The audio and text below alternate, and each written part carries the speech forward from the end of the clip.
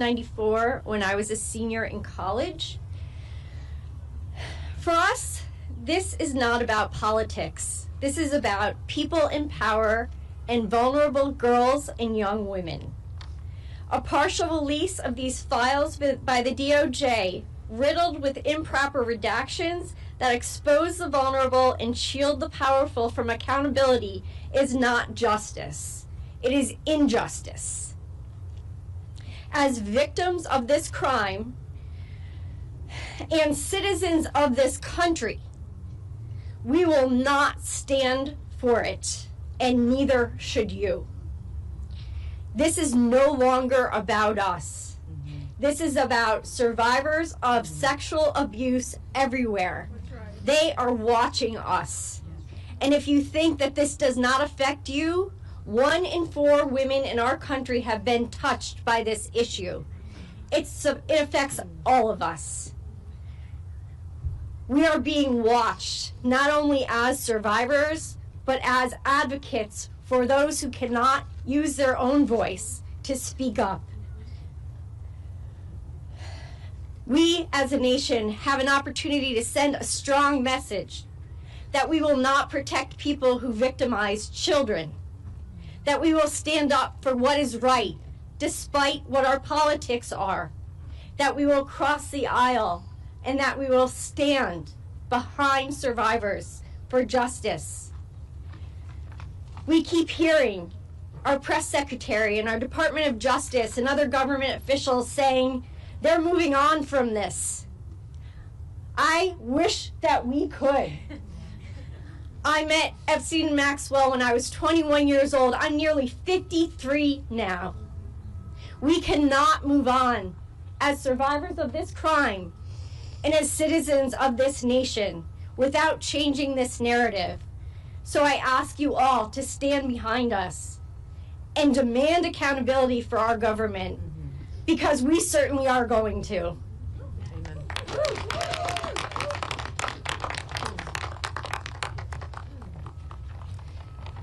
Hello, everyone, and good morning. We are here today asking for basic safety, dignity, respect for survivors and Americans. In recent releases, survivors' names were not properly redacted. The failure has put people in danger. Personal information has been exposed, information that can lead to harassment, threats, and retaliation. Some of those impacted are Jane Does who have never broken their silence, who have never chose to be public, and who deserve protection, not exposure.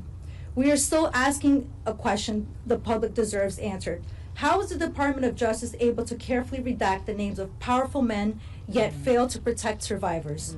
We stand here today, united and strong, and we are asking for something simple. Treat us like human beings. We have families, we have lives, we did not cause these crimes, and we should not be the ones paying for the price again. And if more documents are released, we are demanding that the DOJ take the time to do this the right way, fully and respectfully redact survivors' identities and any identity details connected to them. We also need to address the allegations contained in these materials. Every credible allegation must be taken seriously and investigated thoroughly, no matter who the person is, how wealthy they are, or how connected they are. We understand that these are allegations and due process matters, but survivors are human beings who shared something horrific. They deserve to be heard, and they deserve a real investigation, not dismissal, delay, or silence. So everyone watching, stand with survivors, demand accountability, demand transparency, demand investigations that do not protect the powerful while exposing the vulnerable.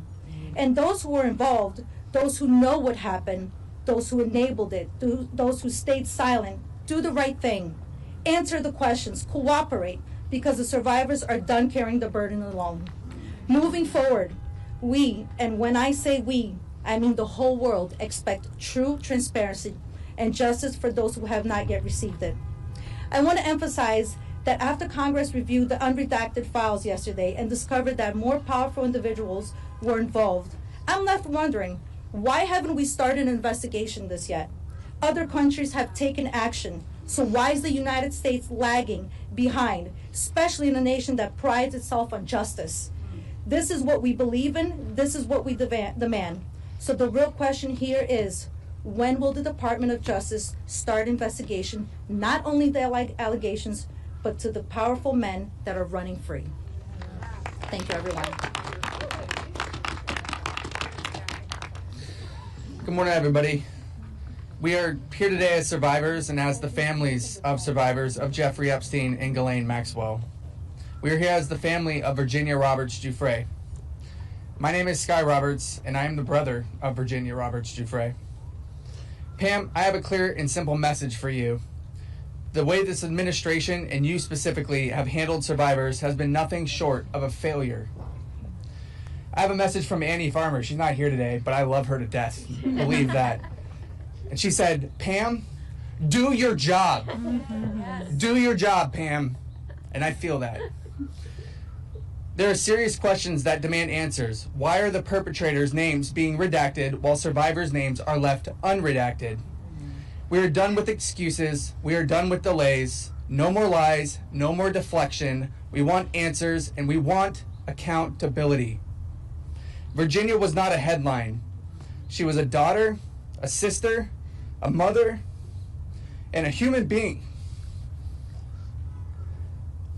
She carried what was done to her for years and still chose to fight, not just for herself, but for others who were afraid or silenced. And we need to say this plainly. The handling of the Jeffrey Epstein case has been mismanaged again and again across administrations, across agencies, and across years. That failure is not abstract. It has caused real, lasting damage to survivors, and that is not up for debate. We are here to see whether our representatives will stand with survivors, not with excuses, not with delay, not with political convenience. We are here to see whether you will ask the hard questions that have been avoided for far too long. And with that, I'm going to turn it over to Amanda. To Ms. Bondi, we are deeply disappointed by the way you and your leadership in this department have treated survivors. And today, while you're being questioned, we ask you to look in the eyes of every single one of us and remember Virginia Roberts Jeffrei, who paid the ultimate sacrifice for the trauma that she had endured. We ask you to remember the lives that we have lost during this process. Accountability means real answers, not evasion. It means transparency, not more hiding. And we ask Congress that if Pam Bondi has been found where you have misled or gave false testimony, you must be held to the same standard as everyone else. No title, no power, no connections should change that.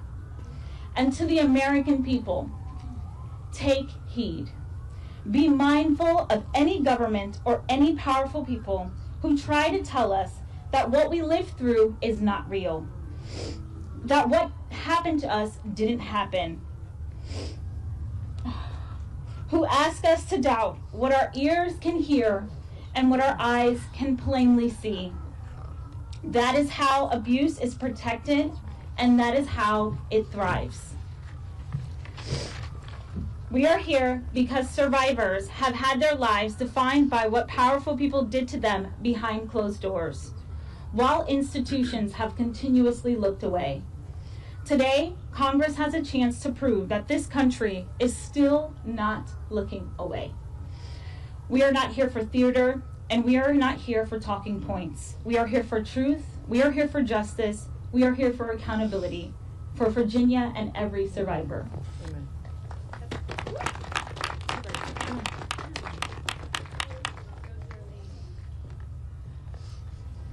Hi, my name is Charlene Rochard, and last year I stood here as a survivor demanding the release of the Epstein files.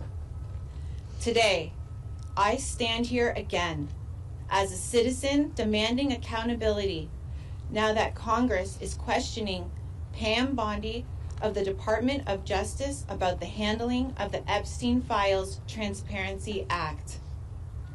Let me be clear. Survivors are furious. We watched the Justice Department botch redactions so badly that victims' images were exposed while predators' identities were kept hidden and protected. That does not feel like an accident or a clerical error. It feels like betrayal. The people who were supposed to protect us instead shielded abusers and re-traumatized survivors, and we're expected to accept that as standard procedure? We do not. Pam Bondi claims she was defending the independence and integrity of the Justice Department, but survivors have every right to ask, where was all that integrity when survivors were exposed? Where was that independence when victims were silenced? Where was all that commitment to justice when the truth was buried to protect reputations? These are not partisan attacks. These are demands for basic human morality and accountability. When officials are accused of weaponizing the Justice Department, we know exactly what that means because we've lived through the consequences. This inquiry confirms what survivors have known for decades. The Justice Department has been influenced and manipulated in ways that harmed us. We are told to wait for transparency, to trust a system that already failed us, to accept redactions that protect the powerful and expose the powerless. But our trauma wasn't delayed. Our pain was not postponed. And our trust has been shattered. So I will say what many survivors feel.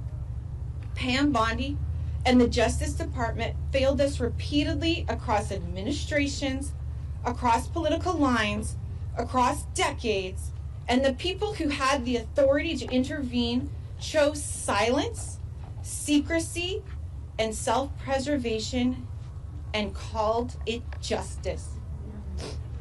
I'm here to make sure no one in the Justice Department, no matter their title, rewrites history or escapes accountability.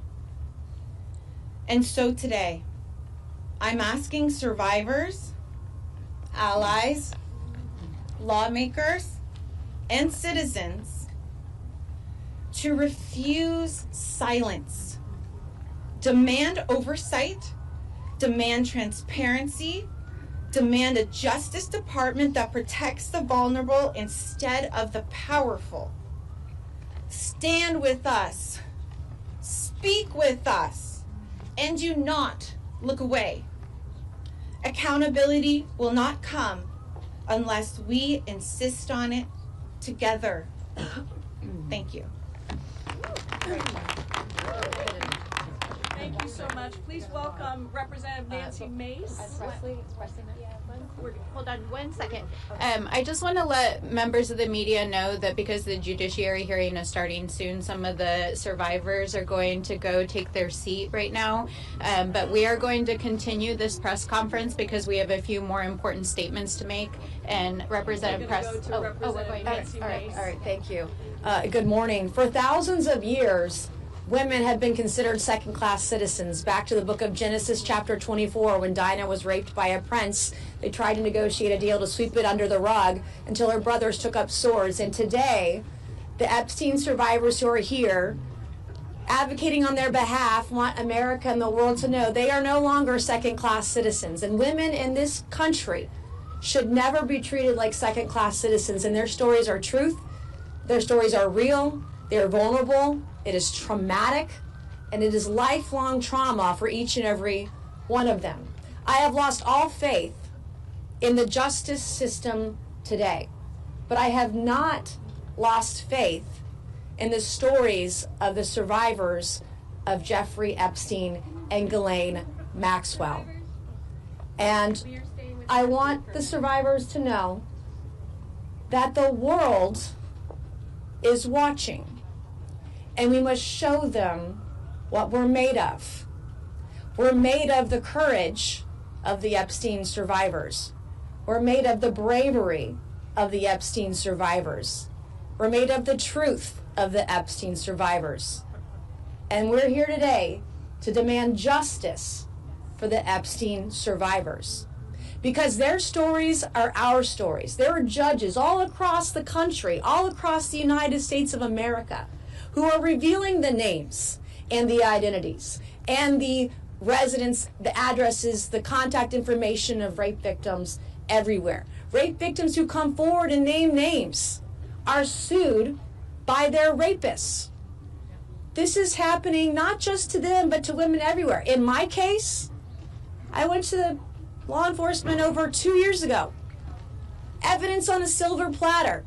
Today, not a single person arrested, not a single person in jail. And so the days of the cover-up are over, and I am begging the media, don't make this partisan. This is about the victims. And this will go down, the Epstein saga and Maxwell, this will go down as one of the greatest cover-ups in American history. And I'm going to stand with the Epstein survivors until my last breath to ensure that the rich and powerful do not get away with this. Because America's system is a two-tiered system of justice. There's one for the rich and powerful, and there's one for the rest of us. And those days are over, and I want the rich and powerful, the princes, the princesses, the prime ministers, the former presidents to know your days are numbered. Thank you, and God bless each and every one of you.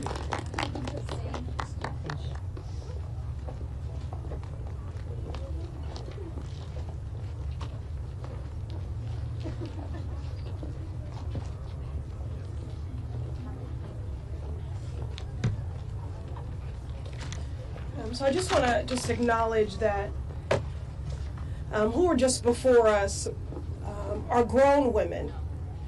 But it's not hard for me when I look at them to see a 17-year-old, a 16-year-old, a 15-year-old, a 14-year-old, a 12-year-old, a 9-year-old. We're talking about children who were groomed, preyed upon, exploited, raped, trafficked, dreams permanently deferred, bodies violated, and spirits permanently bruised. In Virginia's book, Nobody's Girl, it's titled that because she felt she belonged to no one, that no one cared. These survivors have been used, abused, and discarded. Jeffrei Epstein can rot in hell, and Ghislaine Maxwell can follow suit, and all those co-conspirators and accomplices deserve to be named and shamed. Because as Virginia once said, if we don't know who they are, the monsters are still out there harming people. So I thank you for being here today. This is a season of call a thing a thing. So I have to be direct. Survivors gathered here today, I'm so grateful for their courage and leadership, and equally devastated and furious about what they have endured. You were failed by so many powerful people that could have protected your childhood. You were failed by a government that ignored your cries for decades. Truly an institutional betrayal. We are fighting with every bone in our bodies for you. The files that have been released have further detailed a vivid picture of depraved behavior and dehumanization, violent violations, hurt and harm no person, no child should ever endure. It is an abuse and harm that changes you on a cellular level for the rest of your life. It is a lifetime sentence. And together we are fighting for every survivor carrying visible and invisible scars, burdened by shame. Let me be clear, the shame is not yours to carry. Shame on the people that abused you. Shame on the government that failed you. The shame is not yours to carry. And we must meet your courage with real action. And again, although I know our survivors have left to take their seats at the judiciary hearing, I'm speaking to all the Epstein survivors, but to all survivors for whom the Epstein survivors are a proxy for. This moment requires that we meet their courage with real action. These powerful abusers have been protected by institutions that are more concerned with the wealthy and well-connected than centering survivors. The Department of Justice must continue to release files, and they must correct course as we've demanded from the beginning. The identities of survivors in these files must be redacted and protected. And this can't end with the release of the files. We must see thorough investigations, followed by swift accountability for all that enabled and incited this abuse. Words are important, but actions are what matter now. And that's why we will not yield. Thank you for being here today, and our work continues. Good morning, everyone. I am Congresswoman Melanie Stansbury, and I am so proud to represent New Mexico's 1st Congressional District and to stand with the survivors, and to be joined by my colleagues from the Oversight, Judiciary, and other committees of jurisdiction in this case. While the survivors have left to attend the Pam Bondi hearing that starts in just a few moments, we will stay for a few extra moments to answer questions of the press. You see behind me members of the Oversight Committee that have been engaged in a months-long bipartisan investigation in the Epstein case. Let me begin by saying one thing. Believe the survivors. We are being asked every single day to name names. They have named the names. They are in the files. Believe the survivors. Believe your eyes. Believe what you are reading. They have named the names, and for the last 20 years, justice has not been served here in these United States. 20 years ago, in 2007, the U.S. Department of Justice and the FBI drew up a 56-page indictment that included 32 counts of federal crimes against Jeffrei Epstein and his co-conspirators, and 1 year later dropped the case. In the years that ensued, hundreds and potentially thousands of additional victims of sexual violence were allowed to happen because the United States government failed to act. Today, that same injustice is continuing right now here in the halls of Congress, the halls of the Department of Justice, and yes, in the halls of the White House. Late last night, I posted an FBI file that names names. That is the FBI's file. Those are the names of rich and powerful people, including presidents, that the FBI itself was tracking in the Epstein investigation. That is based on victims naming names. So believe the victims. Believe your eyes. The names have been named. They are in the public domain. They are in the files. And we will tell you unequivocally, we will keep naming names. While we do, as members of Congress, have access to these unredacted files, let us be clear, the law is clear that these files should never have been redacted the way that they are currently. It is very clear that the United States government is involved in an active cover-up and protecting the allies of the President and the Department of Justice, and that active members of this administration have lied under oath to the American people and to this Congress, and we will hold you accountable. Now, it has already been stated multiple times this morning that governments across the world are acting. Governments across the world are demanding accountability. People are rising up. Survivors are coming forward. People are naming names, and names are being taken down. Yet here in the United States, the injustice that has spanned now 2 decades is continuing because of an active cover-up by the president himself. So what we ask all of you, the American people, members of the press, the eyes of the world who are watching us here in the United States, believe the survivors. Have courage. Do the right thing. because the survivors have already had the courage to say those names over and over again. And they have more courage and guts than half of the people in the buildings behind us and most of the people in this town. But we want you to know that we will not let this injustice stand. We will stand here every day with the survivors. We will not stop. We will look through every file. We will follow every lead, and justice will be served.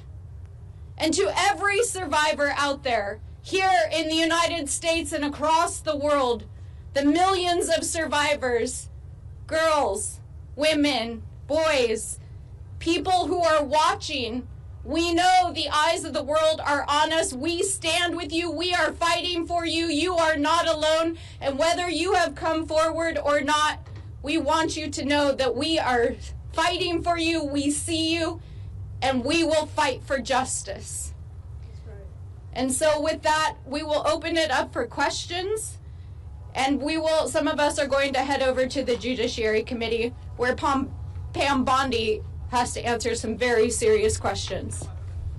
Do we have any questions from the press? Yes. Several members of the British political class have lost their positions, as you've mentioned, as a result of being associated with the Epstein files. Do you think that people in the Trump administration, like Secretary Lutnick, should lose their job as a result of misrepresenting their relationship with Epstein? Absolutely. It is very clear that Howard Lutnick lied to the American people about the nature of his relationship, and that he repetitively lied, including potentially perjuring himself yesterday right behind me in the United States Senate. We have the files. We know the nature of the relationship. We know that there are multiple witnesses who shared information with the FBI about Howard Lutnick's relationship with Jeffrey Epstein. It's time for him to stand down. I'd add one thing.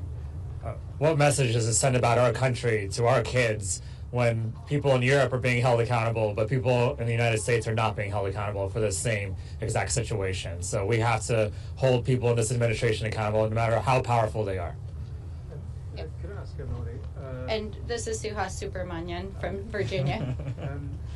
Over time, we've heard more about the involvement of the man formerly known as Prince Andrew. Mm-hmm. We've heard statements from Buckingham Palace and from William and Kate saying their thoughts are with the victims. I just wonder what your thoughts are. Jeffrey Epstein was a man who was invited to the palace. He was in the Balmoral estate, the royal estate. He was a man who was in the midst of the royal family. What would you say to King Charles with regard to what he should do as the head of the royal household? Should he get involved? Should he publicly answer questions? What action would you like to see? Well, I'm humbled that you would ask a mere citizen congresswoman from New Mexico to comment on what is happening with the royal family. But let me just say this generally. When you examine what the FBI and the United States investigated of Jeffrey Epstein for more than a decade, it is very clear that his crimes included not just sex trafficking, but international money laundering, potential influence peddling of state secrets to foreign governments. We still don't understand the nature of his intelligence work, and it is not only a stain on the reputation of all world leaders that there are leaders that were in association with Epstein and his sexual crimes, but it's also a national security risk. And I think that what has unfolded in the UK over the last couple of weeks is that Jeffrey Epstein was a national security risk to the UK, and it's important that the individuals who may have either intentionally or inadvertently shared information be held accountable. Yeah, I think in terms of King Charles, the family's reputation is on the line right now. And so I hope they do the right thing by letting authorities hold Andrew accountable for anything he did. I still want to continue to see if Andrew will come and testify before our committee. But certainly the victims have said that justice has many forms, and one of them is the reputations and titles and power of many of these people who were involved in these crimes. And so their reputation is on the line right now. Yeah, is that a question that you have, given that Epstein was amongst the royal family via Andrew for so long? Is that a question that you have, perhaps? Did the wider royal family know more than we know? no more than they're letting on? It's hard for me to say. I think that's why we want all the documents to know exactly what evidence there is of any sort of knowledge of the crimes. And I think especially when you have a peek behind the redactions and some of the email correspondence, Jeffrey Epstein had a vast network of leaders, businessmen, others that he was involved with globally, and it's not necessarily indicative that he was doing work for governments or that others in the government were involved, but it's clear that his influence peddling and his business scheme involved maintaining those kinds of relationships. So I think at this point it's unclear that there's any evidence that points to broader participation outside of the individuals who've so far been named. Are there other questions? Yes, go ahead. My name is Christine Hillier, and I'm with Caucus Governance Lab. And have you seen any patterns of this overlapping with structural defects within our own CPS and family court system? Oh, absolutely. I think one of the things that we met extensively, a number of members and survivors yesterday, to talk about what comes next.